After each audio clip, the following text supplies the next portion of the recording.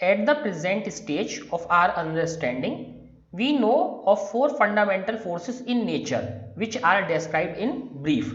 So right now we are aware about only four fundamental forces in nature, not more than that. So there may be more forces than four, but we are aware about only four forces. So first force is gravitational force. First force is gravitational force. The gravitational force is the force of mutual attraction between two objects by virtue of their masses. So again, this is a force which is there because of mass. So gravitational force arises because of mass. It is a universal force. So it is a universal force, that means it is everywhere. Every object experiences this force due to every other object in the universe. So that means even a single electron or proton is experiencing some other force by some other object, and you are also experiencing some force with this small electron or proton or something else. So every object is experiencing this gravitational force because of other forces. All objects on earth, for example, experience the force of gravity due to the earth. So all objects, they experience gravity because of the mass of the earth. So even a very small electron has mass, so it will also exert some force of gravity, but only thing is that since its mass is very small, so force is very less and we don't experience it, or we are unable to recognize that it is due to this small mass of electron, but force is there. In particular, gravity governs the motion of the moon and artificial satellites around the earth. So gravity governs this motion of the moon or artificial satellites, motion of the earth and planets around sun, and of course the motion of bodies falling on the earth. So gravitational force is that force which governs motion of moon around earth, motion of different planets around sun, and even the bodies falling on earth. So all can be explained just basis on this gravitational force. It plays a key role in the large scale phenomena of the universe, such as formation and evolution of stars, galaxies and galactic clusters. So definitely it is a major player. So it is a very major player in the formation of galaxies. So our universe cannot exist without gravitational force, because everything will be scattered, everything will break apart, everything will be scattered in case there is no gravitation. So this is very important force at the universe level. Especially it is mainly concerned about very big objects like earth, sun, moon and so on, big objects. Now second force is electromagnetic force. Electromagnetic force is the force between charged particle. So here we come with charged particle. So previous was with mass, now with charge.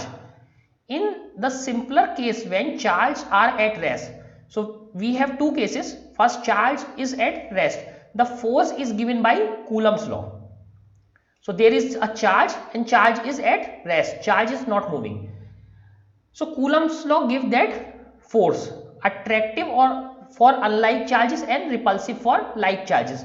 What does that mean? That means if two positive charges are there, they will repel each other, and if one negative charge and one positive charge, they will attract each other. Okay.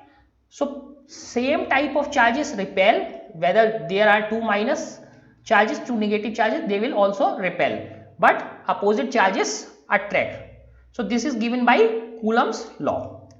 So this is given by Coulomb's law. And charges in motion. Now previously we were concerned about when charge is stationary, charge is not moving. Now let us come when charge is in motion. Then what will happen?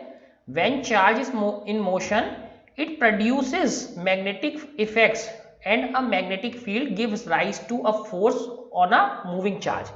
So this we will learn more in detail in class 12, but a very important thing is when charge is stationary, there is only Coulomb's law, that is attraction or repulsion, and that is called electrostatic force. Electrostatic force, that is only only considering the charge. But when this charge comes in motion, there is also magnetic force. There are magnetic effects because of the motion of charge. So there are two things. Charge in motion produce magnetic field, and a magnetic field affects the motion of the charge. Magnetic field affects the motion of the charge, and moving charges produces magnetic fields. Electric and magnetic effects are in general inseparable, hence the name electromagnetic. Or we can say once the charge starts moving, electric field and magnetic field cannot be separated. They become inseparable, hence the name is electromagnetic force. Like the gravitational force, electromagnetic forces acts over large distances and does not need any intervening medium. So gravitational force and electromagnetic force goes up to infinity. There is no end where this force will end. So it is a long range force. Long range force means it can go up to infinity and it does not need any medium. So no medium is needed, that you need something to propagate. No medium is needed, and these forces are long range. That means it can go up to infinity, though the magnitude or the force will be very less, but it will go up to infinity. It is enormously strong compared to gravity. So this is important.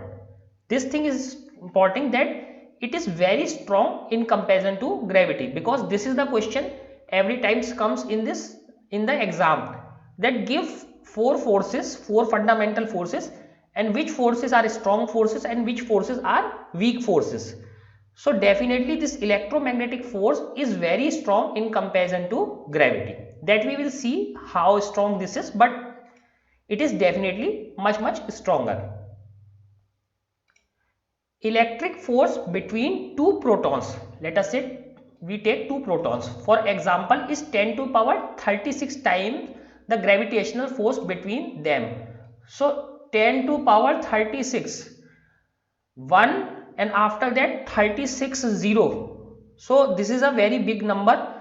A billion, 4 times billion times stronger. So this much stronger. So that means gravitational forces are very weak in comparison of electromagnetic force. So even for two protons, we know mass of protons, so we can calculate this gravitational force, we can calculate this electromagnetic force, and this electromagnetic force is a very strong force. Matter, as we know, consists of elementary charge constituents like electrons and protons. So we know that in matter there are charge constituents. What are those charge constituents? Electrons and protons. Neutrons are also there, but neutrons don't have any charge. Neutrons don't have any charge. Since the electromagnetic force is so much stronger than the gravitational force, it dominates all phenomena at atomic and molecular scales. So we know what happens at the molecular level. We have just seen that protons, between two protons there is a huge attraction, huge repulsion between two protons because of this electromagnetic force, because electromagnetic force is very strong. So at the molecular level or atomic level, which force dominate? Electromagnetic force. So at very small level, electromagnetic force; at very large level, gravitational force. Since the electromagnetic force is so much stronger than the gravitational force, it dominates all phenomena at atomic and molecular scales. So at atomic and molecular scales, electromagnetic force; at very large objects or large distances, gravitational force. The other two forces, as shall we say, operate at nuclear scales. So other two are not long range forces but only small range forces, and they operate at nuclear scales. Thus it is mainly the electromagnetic force that governs the structure of atoms and molecules. So others will act only at the nuclear scale. So what does govern the structure at the atoms and molecules level? It is the electromagnetic force, because if we see this atom, so only a very tiny part is the nucleus. So other two forces are at the level of nucleus. So this part This part is mainly governed by electromagnetic force, and universe level physics is governed by gravitational forces. The dynamics of chemical reactions and mechanical, thermal and other properties of materials. So it governs all these things. Dynamics of chemical reaction, that means how will a chemical reaction proceed. Mechanical, thermal and other properties of materials. So this will govern all those things. It underlies the macroscopic forces like tension, friction, normal force, spring force, etc. So all these forces, tension, friction, normal force and spring force, are or can be divided or can be replaced by this fundamental force, that is electromagnetic force. But again, solving in the terms of electromagnetic force will be very difficult.